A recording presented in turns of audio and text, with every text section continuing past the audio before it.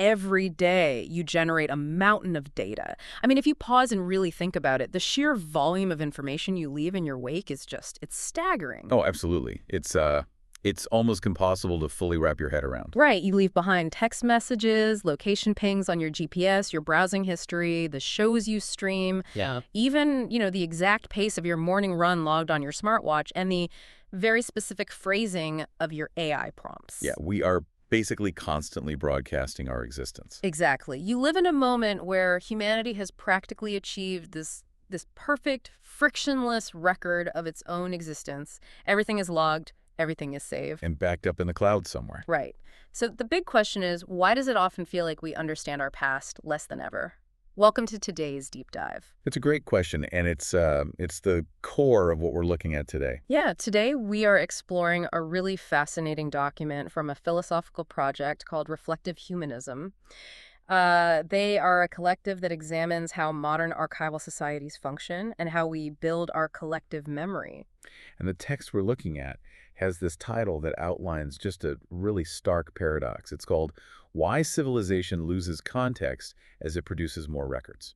Okay, let's unpack this. The premise here is that our infinite capacity to record is actually generating an increasing confusion about what truly happened. Yeah, that paradox is really central to how we interact with history now. Yeah. Whether we're analyzing, say, your personal digital footprint or the sprawling archives of a national government. Because the unspoken assumption driving our culture is that capturing enough data points equals capturing the truth, right? Like, we just assume memory is a storage problem. Right, if we just build big enough hard drives, we solve it. But this reflective humanism document forces us to examine the exact opposite reality. The author suggests that the sheer volume of records might actually be causing the meaning of those events to kind of slip through our fingers faster than before. I mean, it is a phenomenon you probably encounter all the time in your own life. You go back and read an old text message on your phone from a few years ago. You know exactly what words were typed. The letters are right there on the screen. Oh, I do this all the time. Right. But you stare at the screen and realize you have completely forgotten why the tone felt so strange in the moment. Yeah, the literal words are preserved, but the feeling is totally gone. Exactly. Or you look at a photograph you took on a vacation. The image perfectly preserves the lighting, the location, the clothes you were wearing. But the atmosphere of that day. Exactly. The exhaustion you felt from traveling, the specific mood in the air, the conversation you just had right before the camera clicked, all of that is entirely gone. You have the record, but you do not have the memory. And this observation leads directly into the core distinction the text makes. They ask, is preserving a record the same as preserving a way back to the past? They seem like the same thing, don't they? Right, they appear to be identical actions, but they are fundamentally different operations. A record, by its mechanical nature, only captures the transportable pieces of an event. The transportable pieces. Yeah, it saves the rigid elements that could be, boxed up, stored, and retrieved. Things like words, coordinates, timestamps. I think about my own meeting notes from last year. They say, decision XYZ was made, and it is a technically accurate record of the outcome. Right. But those bullet points completely fail to capture the fact that everyone in that room was deeply hesitant, almost terrified to make that decision. The tension is totally missing. Yeah, that's a perfect example. But I find myself wondering if that is a structural flaw of the act of recording itself, or if it's just a documentation problem. Like, if I really wanted to, couldn't I just use a more advanced note-taking system? What do you mean? Like capturing more environmental data alongside the text to flesh out the record? Right, exactly. Imagine a system that logs biometrics. It tracks the heart rates of everyone in the room. It records the vocal stress in our voices, the room temperature, and, it runs a real-time sentiment analysis tag on the transcript. Sure, yeah. We have the technology to do this right now. If we just capture more data streams, don't we eventually recreate the context and solve the problem of the missing tension? It's a really logical thought, but adding biometric tags or sentiment analysis still treats context as if it were just a missing piece of data you can append to a file. Oh, interesting. The text from Reflective Humanism defines context very differently, and this distinction is crucial to their entire philosophy. Okay, so how do they define it? They argue that context is not extra information attached to a record.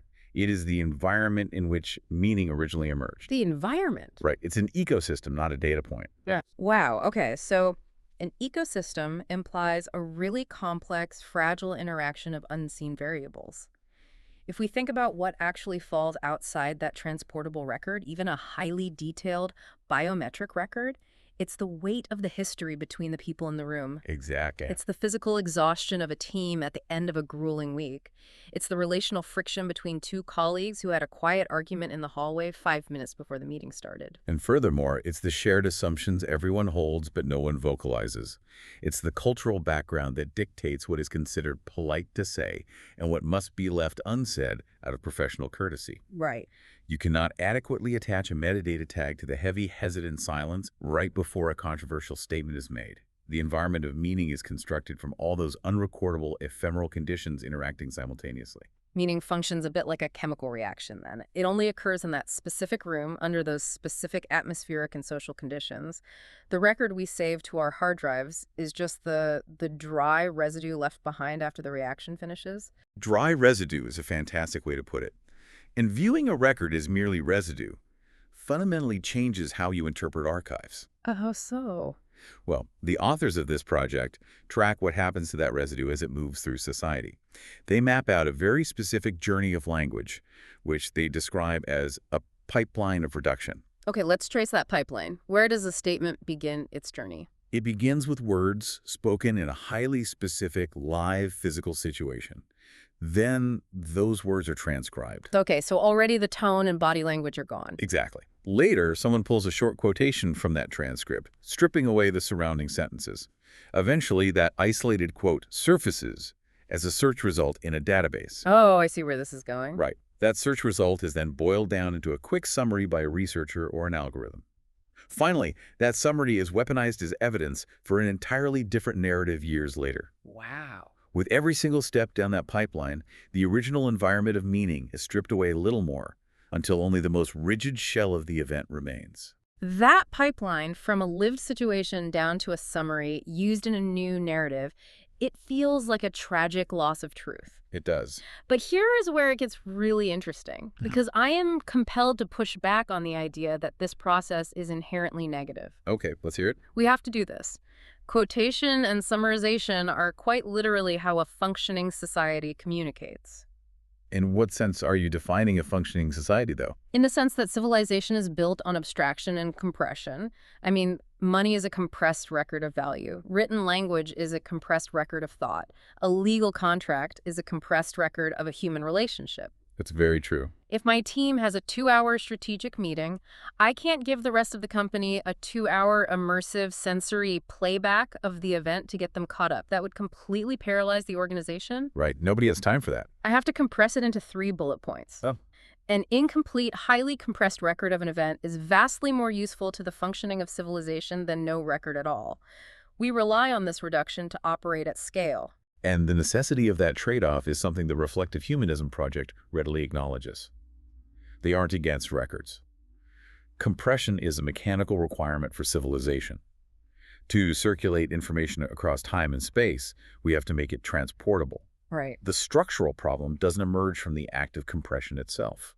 But if compression is a mechanical necessity for civilization to function, I'm kind of struggling to see where the actual harm is. Are the authors saying we just need to mourn what we lose in the process? Not quite. If we connect this to the bigger picture, the danger appears when what was lost through compression is treated as though it never existed. Oh. The harm is our collective amnesia about the compression process itself. We look at a bullet point summary or a quotation or a data point, and we convince ourselves we are looking at the whole reality. We completely forget that it was compressed in the first place. We look at the map and mistake it for the actual territory, completely forgetting the exhaustion, the silence, and the discarded options that shaped the original moment. Exactly. And historically, archives have always functioned this way.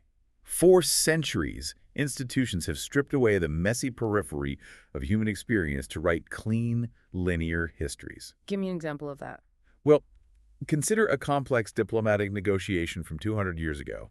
It was probably filled with cultural misunderstandings, bad translations, and severe physical fatigue among the diplomats. Right, they were probably exhausted. Yeah, but that entire messy ecosystem gets recorded as a single treaty document. The problem is not that the treaty was written down. The problem is future generations reading the treaty and assuming it contains the entire context of the negotiation. That makes a lot of sense. The authors actually use a specific metaphor for this process that I think really clarifies the mechanics of it. They call it the dehydration of meaning. Yes, the dehydration metaphor is brilliant. A decontextualized record behaves very much like dehydrated food. Okay. When you dehydrate a piece of fruit, say a strawberry tune rock, the basic structural outline remains intact. You can identify what it is. Yeah, it still looks like a strawberry, mostly. Right. It lasts a very long time, it is easy to store, and it is easy to transport across long distances without spoiling. But its softness, its warmth, its scent, its moisture, everything that made it a living, changing thing is entirely removed. The record becomes rigid. Following that logic, meaning doesn't actually disappear when a record is dehydrated, like the words in a transcript still mean something. Right. But because the moisture, the nuance, the tone, the environmental conditions is gone, the meaning becomes remarkably easy to fix into a single, rigid interpretation. Exactly. A record without context does not necessarily lose meaning. It becomes easier to reduce to one specific meaning. The ambiguity evaporates first, leaving behind a brittle certainty. You can see this calcification happen in corporate and digital environments constantly. I mean, imagine a manager in a meeting, they are brainstorming, they are unsure, and they offer a highly tentative suggestion. They are basically thinking out loud, floating an idea to see how the room reacts. The note taker dutifully writes the words down as a bullet point. 3 weeks later, a new employee reads that dehydrated bullet point. Oh, I see where this is going. Right. Because the moisture of the room, the hesitant pacing, the open body language, the questioning tone is missing. The new employee interprets the text as a firm, aggressive mandate. Wow, yeah. The exact same words are present, but the meaning has calcified. It's shifted from an open exploration to a closed directive simply through the act of being recorded. The record didn't just lose information, it collapsed a multitude of possibilities into one false certainty. When that calcification happens over and over at scale, you end up with a fundamentally altered organizational memory. Or, if you zoom out further, a fundamentally altered cultural history. It makes you wonder how much of what we consider historical fact is just a dehydrated record that we have misinterpreted because all the ambiguity evaporated. It really does. We look at an old letter or a historical decree, and we read it with absolute certainty, ignoring the fact that the person writing it might have been deeply conflicted or writing under duress. And that vulnerability is exactly what the Reflective Humanism project is trying to highlight. Human beings crave certainty, so we naturally gravitate toward the rigid, dehydrated version of events, ignoring the fluid, complex environment that originally produced them. Yeah, we prefer the firm mandate over the hesitant brainstorming session because it's just easier to process and categorize. Exactly. But if recording a single bullet point calcifies meaning on a small scale, I cannot help but wonder what happens when we introduce artificial intelligence into this ecosystem. This is where it gets really complicated. Because right now, you probably have an AI summarizing your overflowing inbox, parsing your endless meeting transcripts, and weaving thousands of these dehydrated records together on an industrial scale. We are feeding the rigid residue of our lives into language models every single second. And when an AI model processes those records, we have to look closely at how it handles the missing context. By definition, an AI only has access to the left-behind traces. Right. It wasn't in the room. Exactly. It cannot feel the tension in a room, it doesn't know the cultural background of the speakers, and it certainly cannot hear the heavy silence. It encounters gaps, blank spaces where the original environment of meaning used to be. And because AI models function through mathematical prediction, they don't just leave those spaces blank, they fill them. They have to. Because AI models are trained on billions of past human conversations, they look at the dehydrated words and predict the most mathematically likely sequence of words to follow. They map relationships between words as vectors in a high-dimensional space. So they aren't looking for the truth. No, they do not understand truth or original intent. They understand statistical proximity. So the AI doesn't know a manager was hesitant. It only knows that in its vast training database, the word mandate frequently associates with phrases like, we must execute on this. It mathematically fills the blank with what is statistically plausible, smoothing over the missing pieces based on broad averages. It synthetically rehydrates the record. Synthetically rehydrates, yes. It seamlessly connects a decontextualized record into a brand new synthetic environment of meaning. The resulting summary reads perfectly logically.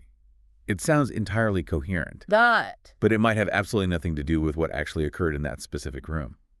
The AI invents a plausible context to replace the lost actual context. That completely changes how we should view our daily AI summaries. It's not just summarizing, it is guessing the missing emotional and environmental data based on statistical averages and then presenting it to us as fact. It is. But it's important to clarify that the reflective humanism text doesn't frame this as some dystopian technology warning, right? It's not a panic about machines lying to us or manipulating the historical record. No, not at all. The text frames AI merely as a mirror. AI is not introducing a new flaw into human communication. Yeah, it's just reflecting and scaling up civilization's long-standing habit of cutting out the messy, unspoken periphery of human experience. We have been dehydrating meaning for centuries to build our archives and write our histories. Oh, I see. Human historians have always filled in the gaps with plausible narratives. AI is simply automating our own historical process at the speed of light and holding the result right up to our faces. Because we have always preferred a clean, simple story over a messy, complex reality, we want the firm mandate, not the hesitant manager. AI is just delivering what we have historically asked for. That's exactly it. It gives us the illusion of perfect understanding without the friction of context. It provides a cohesive story out of fragmented data, which is exactly what the human brain tries to do anyway. And it forces us to confront the fact that our archives were never objective in the first place.